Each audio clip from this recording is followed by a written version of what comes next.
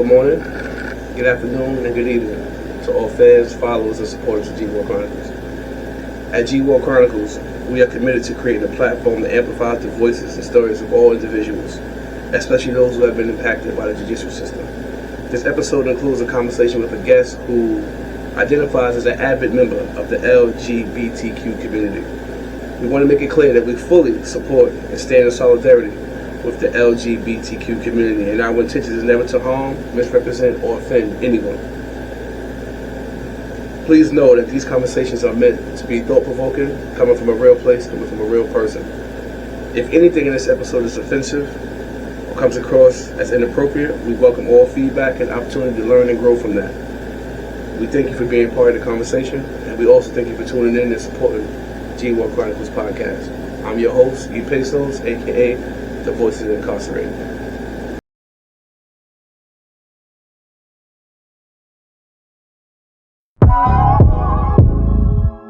Shit. It's Cuzzo. Shout to all my niggas locked down. We gon' get it right. Let's get it. This for real niggas, never rap, hold a block down. G.W.C Chronicles for all my niggas locked down. This for real niggas, got knocked holding the fam down. G.W.C Chronicles for all my mans locked down. This for real niggas, never rap, hold a block down. G.W.C Chronicles for all my niggas locked down. This for real niggas, got knocked holding the fam down. G.W.C Chronicles for all my mans locked down. I know how it feels to wake up fucked up. The heat broke as hell, another night in the cell, the food trash. Bro in the town, sound like 2 bands. Static on the tail, get your face clapped for 2 packs. Shackled on the bus, we a long way from home now. Bitch, you was loving, ain't answering the phone now. Keep your mind focused, cause anytime it might go down. 50 clip the ball, OGs like young and slow down. Do 4 rounds, spin the yard with like-minded bosses. Story about women in bricks, Benzes and Porsches. We the snitch out his night, get commissary extorted. Crackers on that bullshit, I swear it's always more shit. Look close, you can see the pain in the nigga eyes. Hit the weight shack, 5 sets, 225. Free all of the guys, whether it's 5 or it's 25. Free my little bro, broken justice gave my nigga life. This for real niggas, never rap, hold a block down. G.W.C Chronicles for all my niggas locked down. This for real niggas, got knocked holding the fam down. G.W.C Chronicles for all my mans locked down. This for real niggas, never rap, hold a block down. G.W.C Chronicles for all my niggas locked down. This for real niggas, got knocked holding the fam down. G.W.C Chronicles for all my mans locked down.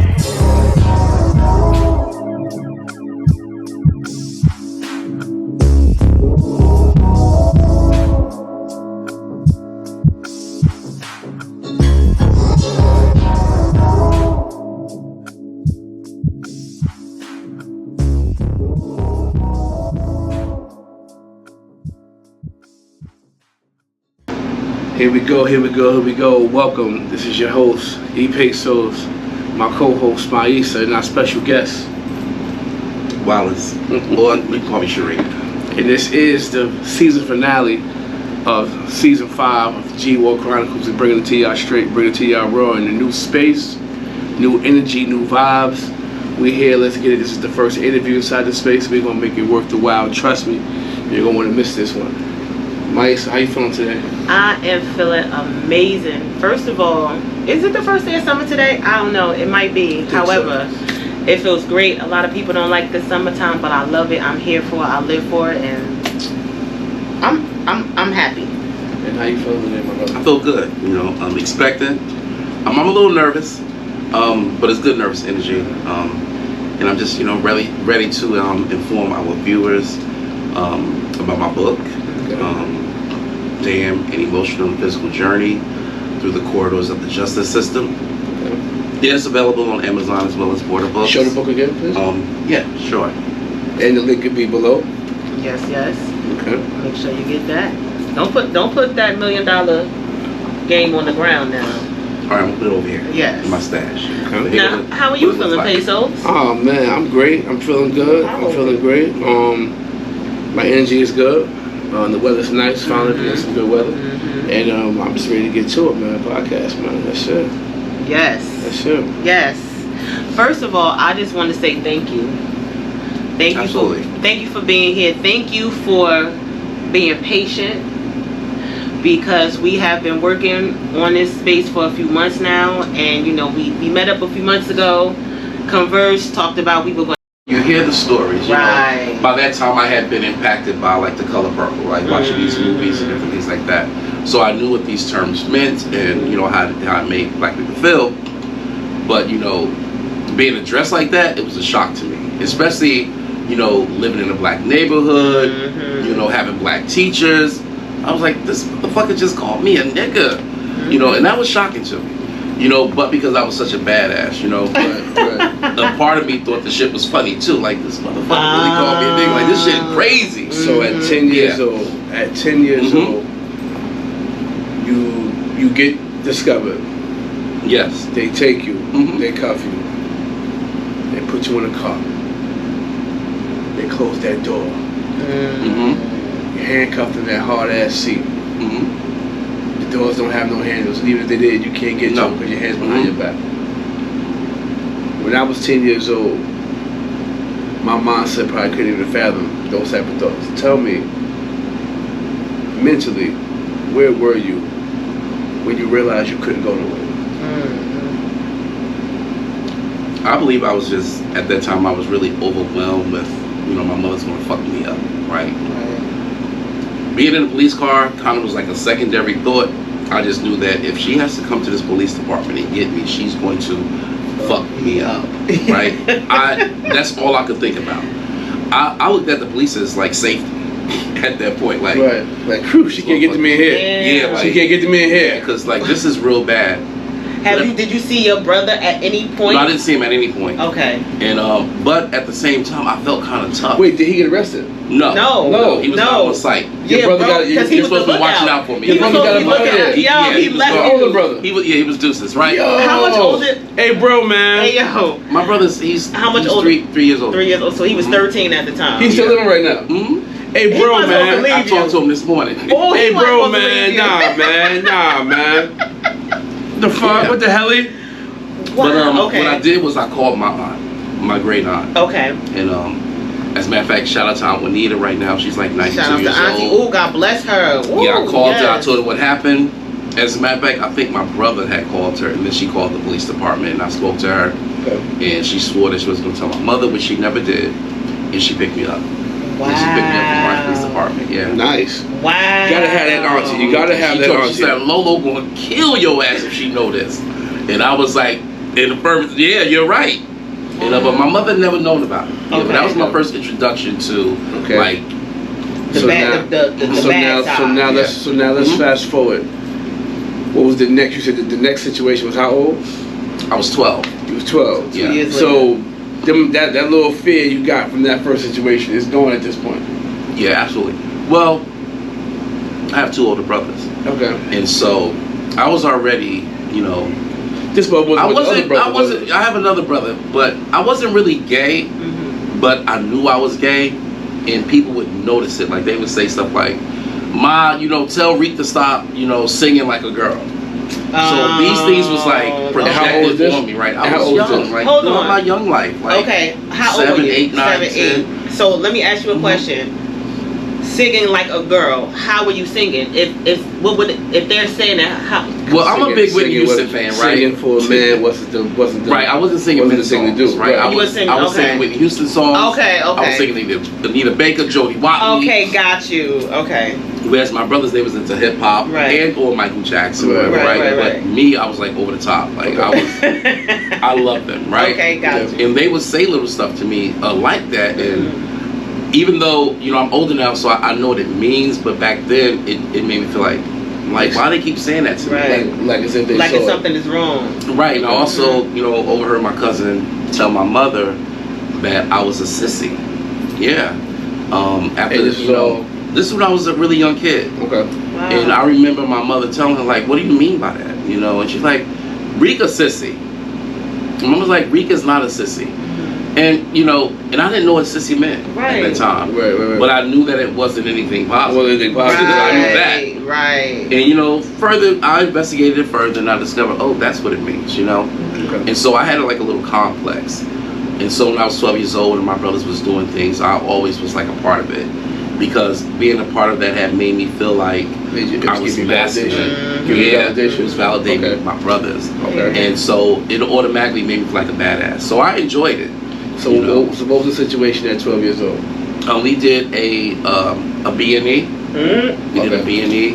One of our at 12? Yeah, one of our friends had one of our friends had gotten beat up, and so we had skipped school that day to break into their house. Oh, so, yeah, okay, that's a little different. Premeditated being right, and so we was at this time we had moved to North Carolina. Definitely some badass. And so you know the stereotypes about the South. We was thinking about the KKK. Although we lived in a community that was all black people, but we had broken into the house and we had put KKK on the bathroom window with soap, and I put a turkey in the oven with no pan, turned the oven on. Vandalized the house. Their last name was Williams, and so the W worked perfect for us because my last name was Winstead. So we took their jewelry, and so that was like my first incident. And ironically, their mother actually belonged to the church that we had joined. Oh wow! And their father was a probation officer. Oh, it was wild as hell, yo. Okay. So that was the first thing, and then we did another B&E, and by that time, we had gotten sentenced. And how much? And what was the sentence? Well, it was an indefinite sentence in North Carolina. Damn. So it was a point system. So you had to earn like $21.50 to be released, and I had never earned that many points to go home. I actually went home by default. While I was there, they had a measles and a mumps and a chicken pox outbreak, and they allowed me to go home. And how old were you then? So you went in, you caught the case at 12. You went in like what, 13? 13, no, I was actually 12. They moved really fast. Swiftly. Okay. Yeah, so that had happened first, and I was on probation. Of course, we violated probation, and I got incarcerated. Went to a juvenile detention center. My brother and I in Greenville, North Carolina, and that is when I realized, oh shit. I locked the fuck up. Right. I was next door to my brother crying and shit all night. My brother's banging on the wall like, yo, Reek, it's okay. My brother Quan, right? Like, he's always protected me. Right. And he was like, Reek, it's okay. And I was just crying. And I remember the music that came out in '89, like Keep On Moving. And I would be listening, because they played music through a box on the wall. And I would just be boo-hooing. And he would try to, reassure me, it's okay, it's okay. And then one day, I woke up, he was gone. They had shipped him out. And I was despondent. And I was like, oh my God, like I had never been away from my siblings. Right. So now I was by myself. So this man got real for you. Yeah, and I was like a zombie. Like for the next couple of days, I wouldn't eat or anything. And then they had shipped me out to my first institution. Yeah, and I was like, oh my God, and you was terrible. 13, 12. I was still 12. And how old? And how long did you have to do? So in 1989, I had gotten out in 91, and then I had went right back into the system because my brother and I, there was a hospital not too far from the community. You and your brother always coded for this, yo. Yeah, that was my coding. Yeah. And so we went to the hospital, and our objective was to rob a nurse. And so I had a butcher knife. Wait, pause. Off the hook. Hold on. Yeah. Rewind. No, I need you to stop. Why a nurse, not a doctor? Why a nurse? I don't know. Well, no, I'm not saying that we purposely at home was like, let's go rob a nurse. We was like, we're going to the hospital to rob somebody. It just happened to be a nurse. Right? And she had $60 and a chapstick. No, I don't know what she had because it was a failure, right? So we had went, and my brother's bike. You said a butcher knife? A butcher knife, yeah, out of my mother's kitchen. My brother's bike had broke, like his chain or something. What? And so he's like, fuck it, like, we're going back home. I was like, no, fuck that, like, we're out here already, I'm gonna do it. And so I was in the parking lot, and I circled the parking lot, and I saw her coming, a white lady. And I pulled up on my bike, and I was like, bitch, give me your purse. Just like that, quote unquote. What? And she said, what, Suge? And I said, give me your purse. And then she was like, oh, Suge, don't stick me with that knife. And she gave me the purse, and I took off on my bike. And I mean, I was breaking it. And I mean, it happened so fast. Like by the time I had hit the main street to go down the hill, I heard the police sirens behind me. Damn. God damn. And so they had chased me on my bike behind me, like almost like they was like about to bump me, like they was like right up on me. And I had turned the corner and I had cut the bike through a field. I think it was a cotton field, and I was down south. Jeez. And so the sand was kind of like silty, sandy, whatever. And so the tires would turn, and the bike just tilted over, and they freeze, motherfucker, blah blah blah. They locked me up, and I went right back into the system, in the juvenile system. And how long did you do from that? I did like a year and a half. Yeah, so safe to say, from the age of 10 to about 17, was all back and forth in the system. Wow. So was there any schooling during this time? Yeah, I went to school in there. Yeah, I even earned my GED. Okay. I was pretty tight when I was in school. Okay. So I never had any like learning disabilities. Okay. Anything like that. So like I always excelled. I just had disciplinary problems, you know. But yeah, I did good in school. Okay, so let's move. So you get out from that, you're how old? 89 to 91. I was 14. I was out for maybe a year, and then I went back in from 1992 until 1993. I came home again. So in 1994, I was 17 years old. Well, not yet 17. I was 16. Okay. And in the early part of 94, I had caught another case. Because I had first came home in 93. I had hooked up with this chick, and I was in love. I was just fucking her, right? We were just fucking a lot.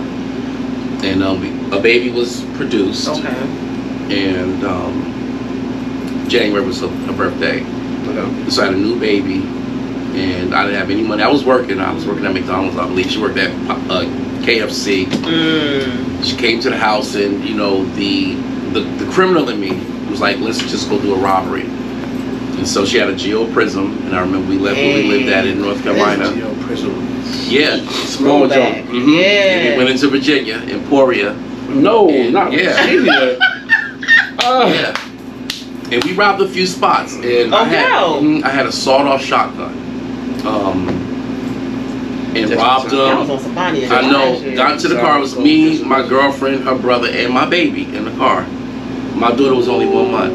Lord. And so we take off, and once again, sirens is behind us. And so she's driving, and I'm thinking to myself, okay, I'm about to get everybody fucking killed.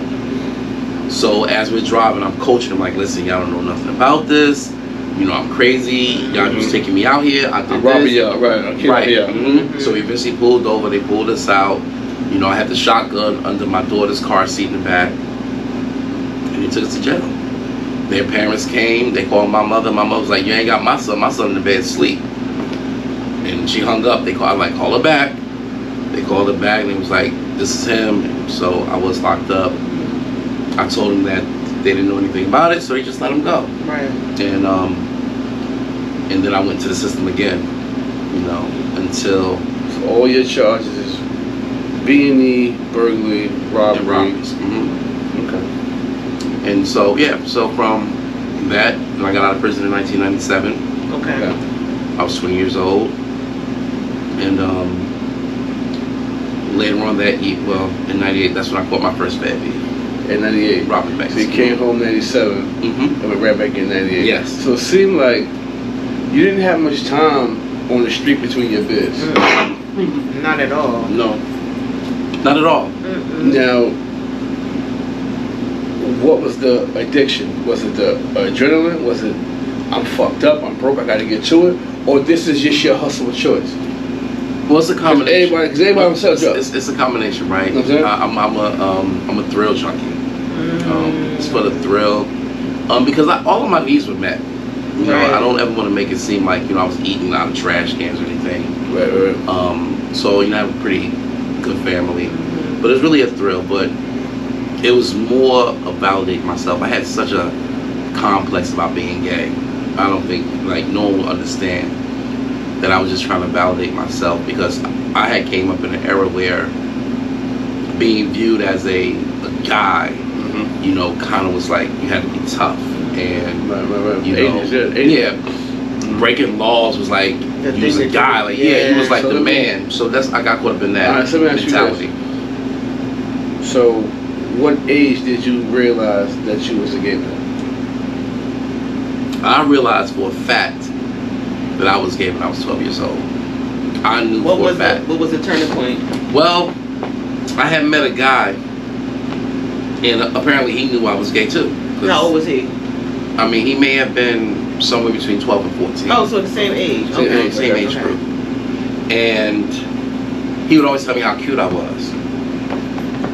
And were you offended by that? No. Okay. You know, I knew that when you're young. I know that you're primarily like androgynous, right? When you're young, boys, you just how it is. And you know, he would say those type of things to me, and I liked them. But I knew I liked him in a sexual nature. You know, I differentiated between liking him as a friend. I thought he was cute. Okay. You know, I wasn't that advanced where I could say I thought he was sexy, but I definitely was attracted to him physically. Okay. And then there was another guy. He was 18 years old, and I will say his fucking name because he was a creep. His name was John Aaron. And I remember the very first job that I had when I was in juvie. I worked in the gym, and they had given me like a bitch job in there, right? No offense. But I was washing clothes. Like, out of all the jobs in there, wash the clothes, they gave me the washing clothes and folding clothes job, right? Everybody else was mopping the floors, painting. It's like offensive. Right. They gave me this bullshit job. Folding clothes, motherfucker. Right. And so, like, I knew the nigga John liked me, right? He was handsome and shit. Matter of fact, this motherfucker was from... And this was in prison? In juvie. Okay. And you had 12 to 18 was the age group. Okay. And, he was cute as hell to me too, but like he was a grown ass man. Like I'm 12. Like that 6 year age gap was like so huge to me. Yeah. And like he was built like a man. He had a fucking beard and shit. But he liked me, right? And I thought it was in my mind. I thought, oh, he's cute. You know, he liked me, whatever. And like I was in there doing clothes and shit. They had a basketball tournament going on. He came in there and like I was doing my clothes and he just started kissing me on the back of my neck and shit. Grown as fuck. Yeah. And so, like, I'm experiencing all the feelings that you would feel from contact, right? Although it's inappropriate, like I feel it all mushy inside. Like, why am I feeling like this? Next thing you know, I heard him spit in his hand, and he rubbed that shit down the crack of my ass. Whoa! And he just started fucking me, like, word is bond. Wait, pause. Like, for real? Like, it's not like he was like fucking me. Like he just had his head in me, like, and I was tense. Can't be too graphic. YouTube. Can't be too graphic. But wait. But listen, hold on. So he basically took it from me. He did. No, that is what he did. That is what he did. Yeah. Now, was there prior conversation before this? No. Or it was just I caught you by yourself. It's up. So to be honest, so how he handled you was how a typical predator. That's just how they do. He was definitely a predator. Wow. And I reported it afterwards, right? Okay. I reported it. Well, I didn't report it immediately, but the more I thought about it, one time I had thought about it, it made me sick, physically sick. Right. Because I knew I was violated. He was like, I asked for that. Right. I knew I was violated. And I reported, you know, he had to go to, you know, the SHU or whatever. What's that? But special housing unit. Oh, okay. But in the juvenile facility, they called it ATW, assignment to wing, which meant that you was in a separate wing from everybody else. Okay.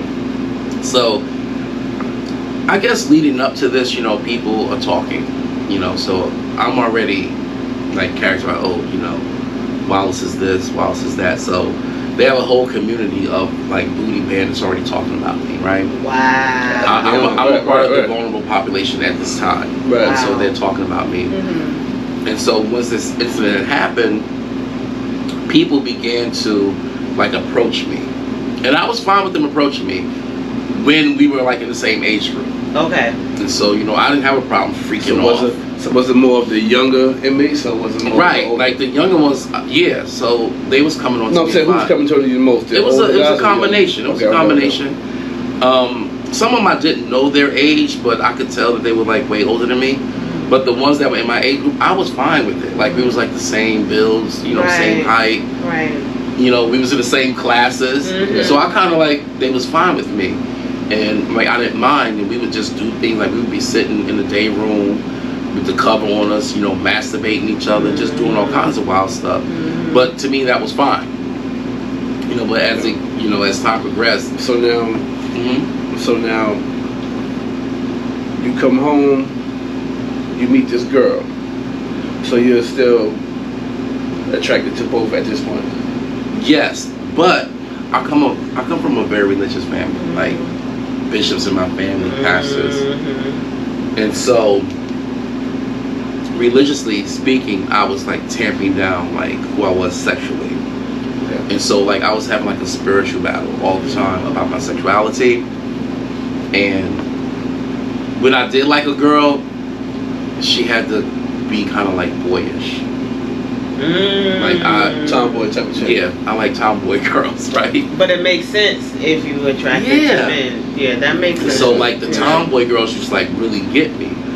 And so a few girls I had dated and like, you know, they was tomboyish. Okay. And this girl, she just happened to be a freak. Like I was. Because by the time I was an established freak. And so, you know, she became, you know, my main girlfriend. Basically. So now let's fast forward. You rob a bank, you said, correct? You rob a bank. How'd you get caught for that? Well, it was me, my brother, and his girlfriend. And your brother again.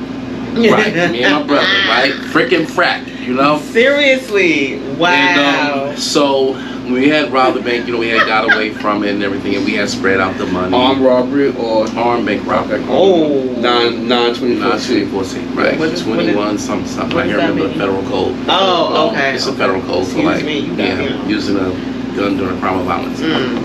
And my brother and his girlfriend, they were having issues, you know, some domestic violence or whatever. And, you know, she told after we had gotten away. Yeah. And that's how we got caught. That's how you got caught. So, whoa. So you go through the proceedings, you go through everything,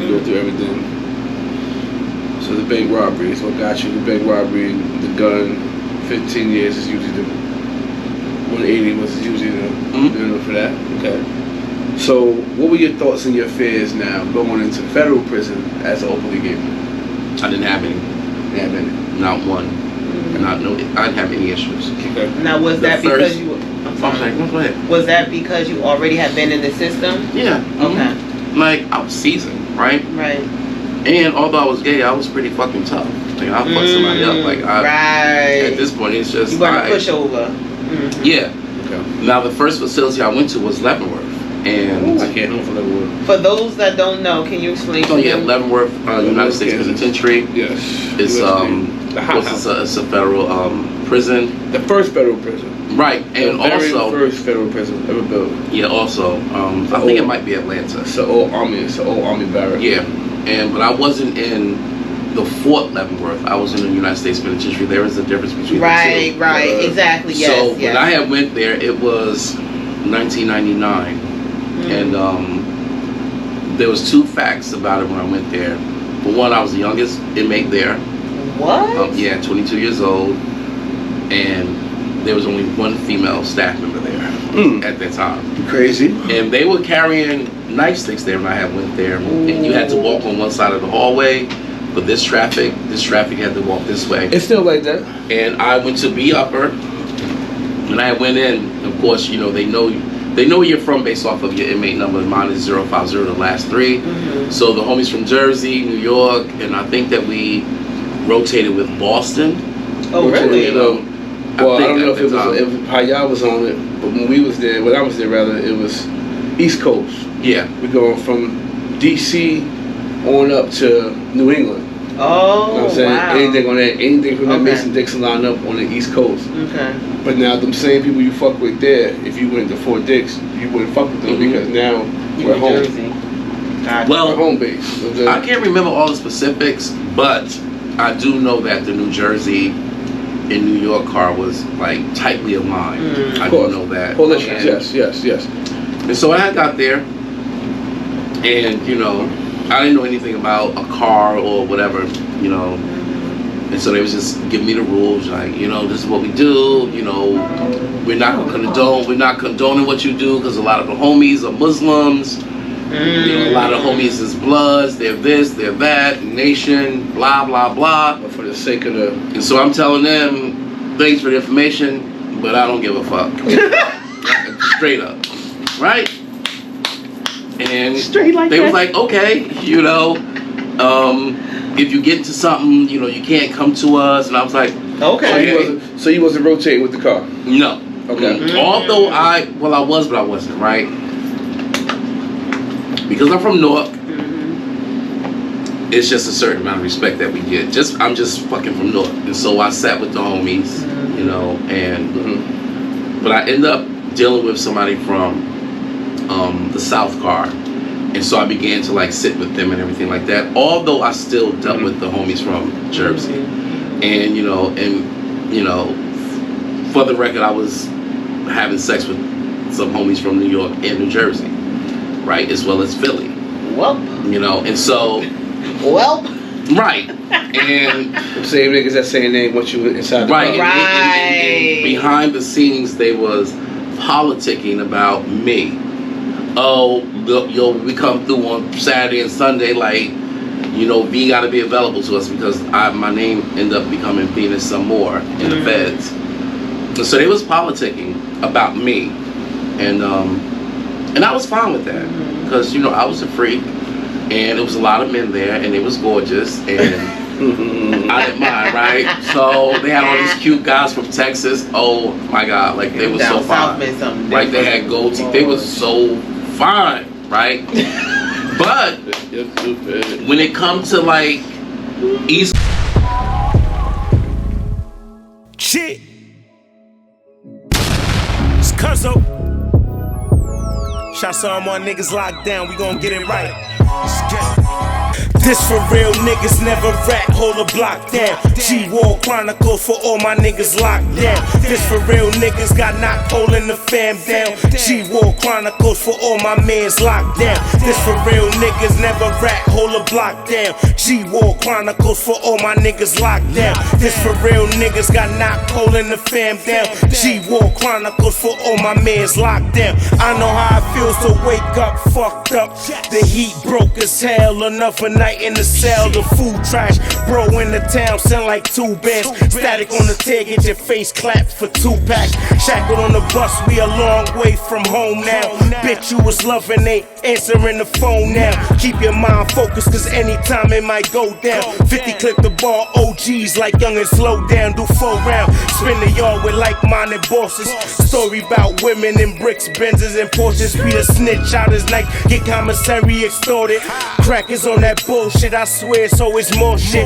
Look close, you can see the pain in the nigga eyes. Hit the weight shack, 5 sets, 225. Free all of the guys, whether it's 5 or it's 25. Free my little bro, broken justice gave my nigga life. This for real niggas, never rat, hold a block down. G.W.C Chronicles for all my niggas locked down. This for real niggas, got knocked holding the fam down. G.W.C Chronicles for all my mans locked down. This for real niggas, never rat, hold a block down. G.W.C Chronicles for all my niggas locked down. This for real niggas, got knocked holding the fam down. G.W.C Chronicles for all my mans locked down.